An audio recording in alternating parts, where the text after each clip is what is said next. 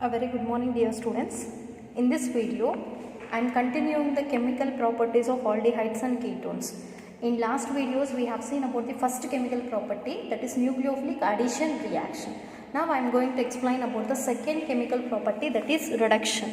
So we know what is meant by reduction. Reduction is a process of addition of hydrogen or removal of oxygen. Okay, that is known as reduction.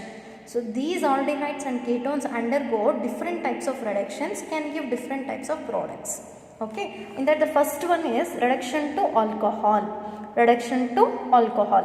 When aldehydes are reduced, okay, when aldehydes are undergoing reduction, they can be converted into primary alcohols. If ketones undergo reduction, okay, it can be converted into secondary alcohols. About this we have seen it even in the preparations of alcohols. So aldehydes and reduction converts to primary alcohol. Ketones and reduction can be converted into secondary alcohols. For this reduction, it requires reducing agents. So reducing agents such as sodium borohydride, lithium aluminum hydride and catalytic hydrogenation, that is nothing but addition of hydrogen in presence of catalysts like nickel, platinum or palladium is known as catalytic hydrogenation.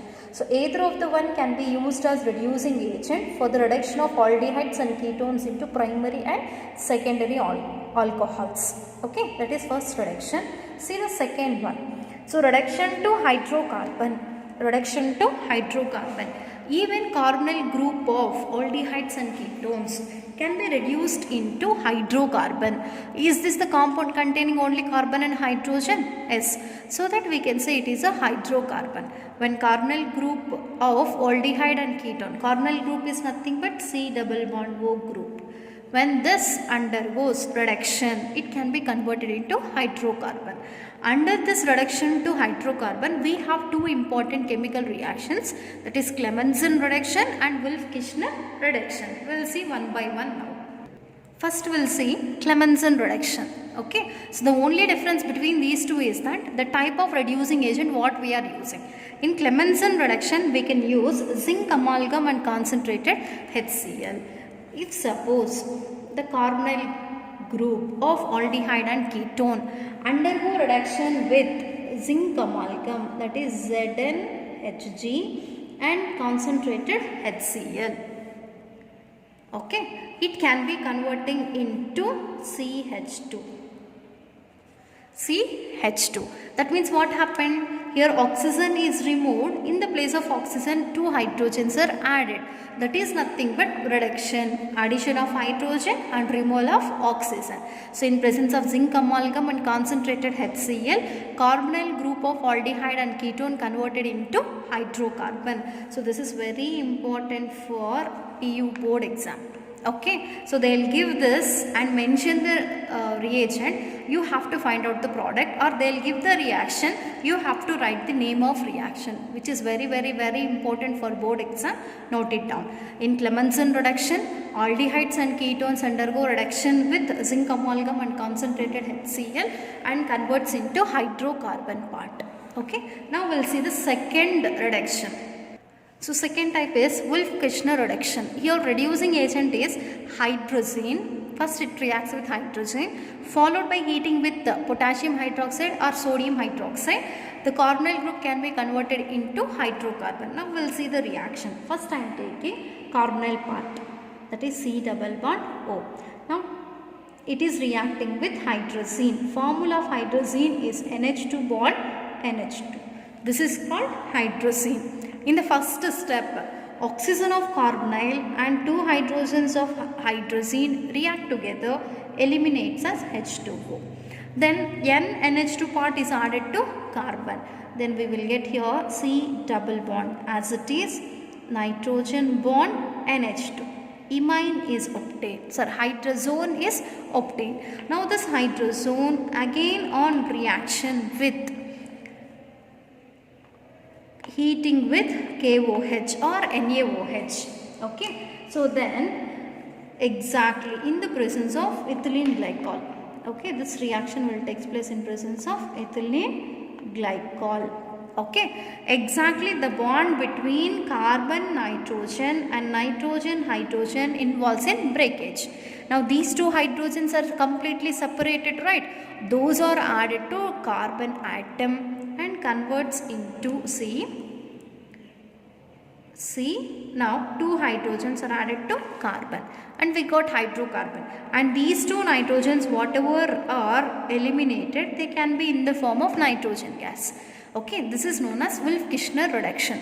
Only difference is that here we are using hydrazine followed by heating with potassium or sodium hydroxide present in ethylene glycol. Then that reaction is known as Wolff-Kishner reduction. In Wolff-Kishner reduction, when carbonyl part of aldehydes and ketones reacts with hydrazine, first converts into hydrazone, again on heating with KOH or NaOH in ethylene glycol, it can give hydrocarbon as the final product. Even this is very important for 1 mark. Okay, they will give the product, you want to write the reducing agent, or they will give the complete reaction, you want to find out the name of reaction. So that was about the reduction, second chemical property. Now we will move on to the third one, oxidation reaction. Okay, see here, oxidation means addition of oxygen or removal of hydrogen is known as oxidation.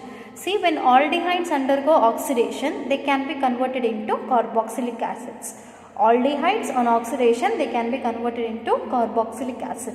Remember, aldehydes can undergo oxidation by using common oxidizing agents like nitric acid, potassium permanganate, potassium dichromate, etc. Potassium permanganate is KMnO4, potassium dichromate is K2Cr2O7. So these three oxidizing agent like nitric acid is nothing but HNO3. Okay, so these three can act as common oxidizing agents. In presence of common oxidizing agent, aldehydes can undergo oxidation, converts into carboxylic acid. Even mild oxidizing agents like Tollens reagent and Fehling's reagent can also oxidize aldehydes into carboxylic acid. That means even in the presence of normal oxidizing agent and mild oxidizing agent, aldehydes can be oxidized into corresponding carboxylic acids. Okay, now I am giving the reaction for that. See here, generally aldehydes are indicated by RCHO. Okay, when it undergo oxidation, one oxygen is added and converts into RCOOH. Already one oxygen is there, now one more oxygen is added, converted into acids. Okay, aldehydes on oxidation converts into carboxylic acids. Understand? Now we will see the oxidation of ketones. So like aldehydes, these do not undergo reaction with mild oxidizing agent and common oxidizing agent. Ketones only undergo oxidation in vigorous conditions. That is, when you use a strong oxidizing agent or very high temperatures, that is elevated temperatures. Only at these vigorous conditions only, ketones can undergo oxidation and can give a mixture of carboxylic acid. Why here a mixture of carboxylic acid is obtained means because of breaking the bond between the carbon atoms. Okay, because of breaking the bond between the carbon atoms in ketones, when they are oxidized, it leads to give mixture of carboxylic acid which contain less number of carbon atoms. Okay, here different types of carboxylic acids contains less number of carbon atoms is obtained as the final product. Now we will see the reaction. We will see the example. See here, general representation R CH2 C double bond O CH2 R dash. You just imagine this number. Now give numbering. So I am taking this as first, second and third carbon. For example, if the bond breaks between first and second carbon atom, this is first carbon and this is second carbon. Between this first and second carbon, if bond involves in breakage, we will get two carboxylic acids. Okay, this part is completely oxidized, converts into RCOOH plus this part is also oxidized. We will get R dash CH2 C double bond O OH. Okay, so these two are obtained by cleavage of C1 C2 bond. Okay, when first carbon and second carbon bond involves in breakage, we will get these two types of products. In some cases, even the bond between second and third carbon also involves in breakage. So, this part is completely separated from this part. First, this can oxidized, okay, convert into R-COOH plus, now this involves in oxidation.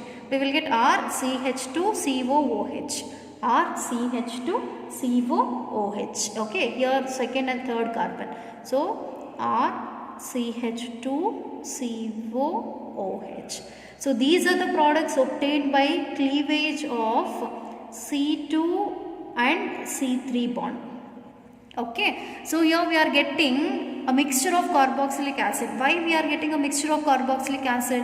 Because carbon-carbon bonds involves in breakage when they participate in oxidation reaction, and all these products are containing less number of carbons than the corresponding ketone. Here totally 3 are present, but here 1 is present, here 2 are present, here 1 carbon, here 2 carbons. That means all these mixture of carboxylic acids obtained from the oxidation of ketones contains less number of carbons than the corresponding ketone. Okay, this is about the oxidation of aldehydes and ketones. Aldehydes undergo oxidation in presence of normal or common oxidizing agent and mild oxidizing agent. But ketones do not undergo reaction with mild and common oxidizing agent. They can only undergo oxidation in vigorous conditions, that is by using strong oxidizing agent or at high temperatures. Okay. Now we will see the tests which are used to distinguish aldehydes and ketones. Distinguish means to differentiate. Differentiation of aldehydes and ketones can be done by using 3 important tests. First one is Fahling's test. Okay, Fahling's reagent is a mild oxidizing agent. We know which type of carbonyl compounds undergo reaction with mild oxidizing agent, that is only aldehyde. So Fahling's solution or a Fahling solution is a combination of 2 solutions, that is Fahling A solution and Fahling's B solution. Okay, Fahling A is aqueous copper sulfate. Aqueous copper sulfate is known as Fahling A. Alkaline sodium potassium tartarate, Rochelle salt. Rochelle salt is known as Fahling B. So the mixture of these two is known as Fahling solution, which is used for Fahling's test. Okay, it is a mild oxidizing agent. Only aldehydes can show reaction with mild oxidizing agent. When a carbonyl compound, that is aldehyde, reacts with Fahling's solution or it is heated with Fahling's reagent, it gives a reddish brown precipitate of carboxylate anion. Okay, a reddish brown precipitate of carboxylate anion. Why it is obtained? Due to releasing of cuprous oxide. Okay, so that it will be getting reddish brown color precipitate. Whereas aromatic aldehyde do not react. You have to remember this point. Only aliphatic aldehydes can show reaction with Fahling solution. Aromatic aldehydes do not undergo reaction with Fahling solution. Okay. See, when aliphatic aldehyde or CHO react with the mixture of Fahling solution. So, this will take place in alkaline medium. This Fahling solution is containing copper because Fahling A is copper sulfate. Okay. When it reacts, okay, it can oxidizes this aldehyde group into acid group. Okay, carboxylate ion is obtained and oxygen of that is taken by copper ion, converts into cuprous oxide. Due to converting from copper ion into cuprous acid, the total solution turns to red brown precipitate or reddish brown precipitate. In this manner, what happened? Aldehyde is converted into acid. That means oxidation is taking place. Whereas ketones do not react with Fahling's test. Okay, Fahling solution do not react with ketones. Only aldehydes show this test and can give a reddish brown precipitate of carboxylate anion. Now, we will see the second test to distinguish aldehydes and ketones, that is Tollens test. So, Tollens reagent is a ammonical silver nitrate. Ammonical silver nitrate is known as Tollens reagent. When aldehyde react with ammonical silver nitrate, a bright silver mirror is obtained due to the formation of silver metal. Okay, whatever is silver is present in the Tollens reagent, that separated and can form a bright silver mirror. Okay, By that we can say the given carbonyl compound is reacted with ammonical silver nitrate, that is nothing but aldehyde. See, I have taken here aldehyde. When aldehyde reacts with silver ammonical nitrate, that is Ag. Sorry, write here a small change. Here write Ag, that is 2 moles of ammonical silver ion, okay, and 3 moles of OH involved in this reaction. Okay, a small mistake, you just correct it. So the silver ammonical nitrate solution is known as Tollens reagent. When aldehyde reacts with Tollens reagent, it can convert aldehyde into carboxylate ion. Whatever the silver is present, that separates. Because of separating this silver, a silver mirror is obtained, and hydroxide ions converts into water molecule, and whatever ammonia is present, that liberates as ammonium gas. Okay. See, this is the reaction. In this reaction, what happens? Aldehyde is oxidized into acids. Okay, this is a mild oxidizing agent where only aldehydes reacts with Tollens reagent but not ketone. Okay, when ammonical silver nitrate, that is Tollens reagent, reacts with aldehyde, a bright silver mirror is obtained due to the formation of silver metal. So these two are the tests which we can use to distinguish aldehydes from ketones. Fahrenheit's reagent and Tollens reagent can react only with aldehyde but not the ketones. Now the next chemical reaction is haloform reaction, very important for 2 marks. Listen carefully. So this haloform reaction is applicable for both aldehydes and ketones containing at least one alpha methyl group. What is alpha methyl? If a methyl group is attached to the adjacent to the functional group, then that is known as alpha methyl. So alpha methyl aldehydes are ketones, undergo reaction with sodium hypohalite. Sodium hypohalite. It can give a sodium salt of carboxylic acid. It can give a sodium salt of carboxylic acid containing one carbon atom less than the corresponding aldehyde and ketone. Now we will see the reaction. Okay, see here. Take alpha methyl ketone. General representation I am writing here. R C double bond O CH3. Okay, now this is the functional group. C double bond O is the functional group. To that adjacent position a methyl is present, that is called alpha methyl. Now it reacts with sodium hypohalite, that is nothing but NaOX. This is called sodium hypohalite. This reaction will take place in presence of halogen. Okay, exactly between carbon and methyl group bond involves in breakage. Even here NaO minus X plus, NaO plus and X minus is obtained. Okay, when bond breaks between these two. Understand? ONA is added to carbonyl carbon. ONA is added to carbonyl carbon. First write down that R C double bond O. Okay. Now ONA. Understand? Plus CH3 is eliminated, right? So from this, here totally how many halogens are present? 3 halogens. Take here 2 moles of X2. That means 2 2s are 4 plus 1, 5 halogens are present. In that, 3 halogens replaces 2 hydrogens from here. When 2 hydrogens eliminated from methyl group, what we will be getting? CH. But what is the valency of carbon? 4 bonds should be present. So the other 3 bonds are now with halogen. This is called haloform.